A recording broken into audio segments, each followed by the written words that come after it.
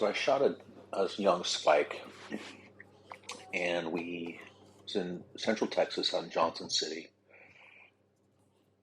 and it was skinned and quartered, sat on ice, not on ice, but on a rack above some ice in a cooler, so the meat didn't stay submerged.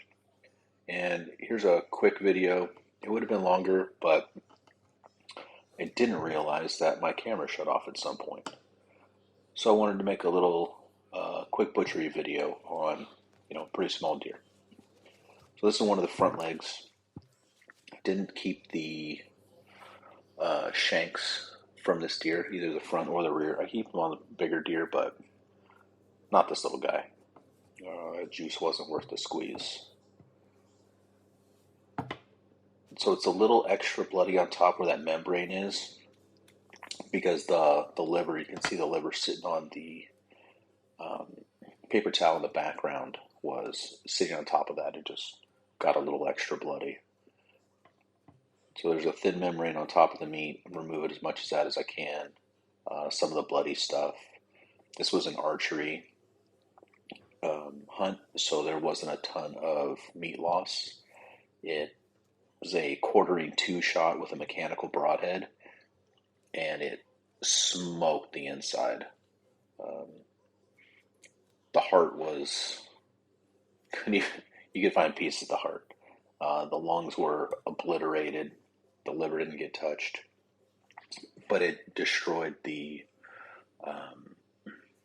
tenderloins inside. Also, they got it too.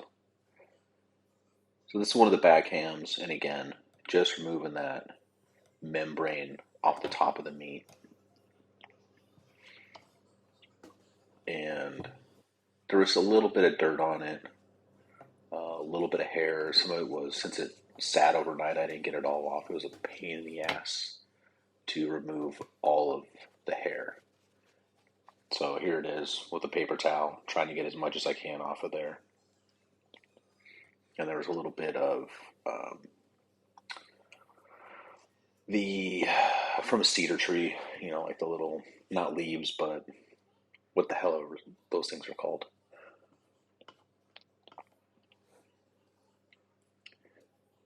So just trimming away, and then eventually I get to a spot where it's too much. Like there's too much hair, and I just can't get it all. So I take it over to the sink for a quick rinse and dehairing. Here I am wiping it off. It does make gripping things a little bit harder. The meat was pretty dry from sitting in the cooler all night. So it just made gripping that membrane a little bit tougher. But, we get through that eventually and start separating it by muscle groups. And this is easy. I'm just seaming it, just following the seams. I'm using a boning knife. It's pretty sharp. And a lot of this is going to end up in grind for a wild game dinner a friend of mine is hosting. But I always like butchering my own and doing stuff with it.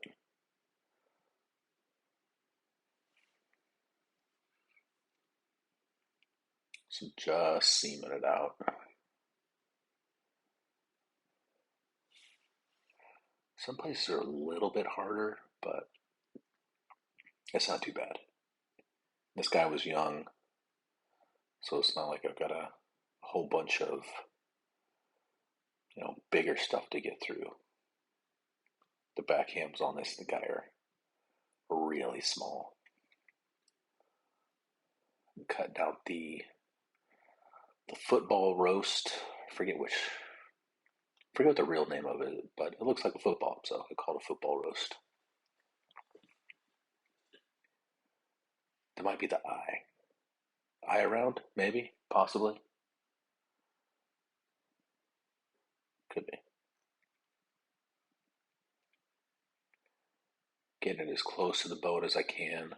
And then cutting away at the the cartilage around his knee and up towards the hip. And voila, free at last. Cut some of that membrane off and some of the cartilage that was attached to it. Then we go through the same thing, just separate muscle groups. That's the knee, all the cartilages, freeing up the femur.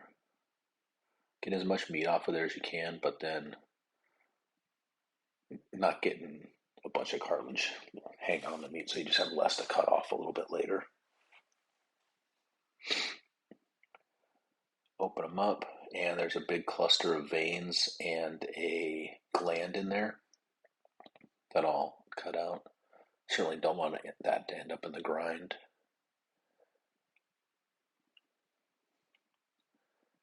I'm starting to pull it out now. Get that little guy off, and then slip my knife up under those big arteries, and knife definitely under. I want to cut through it, and I'm working my way underneath that gland. And there we go, there he is. So the rest of it's clean. Finish separating them out.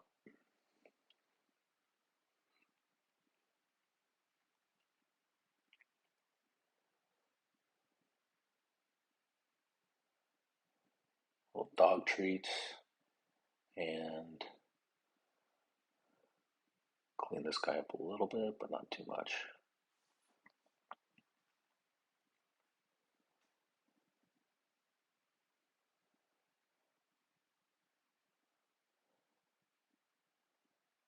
And there we have it.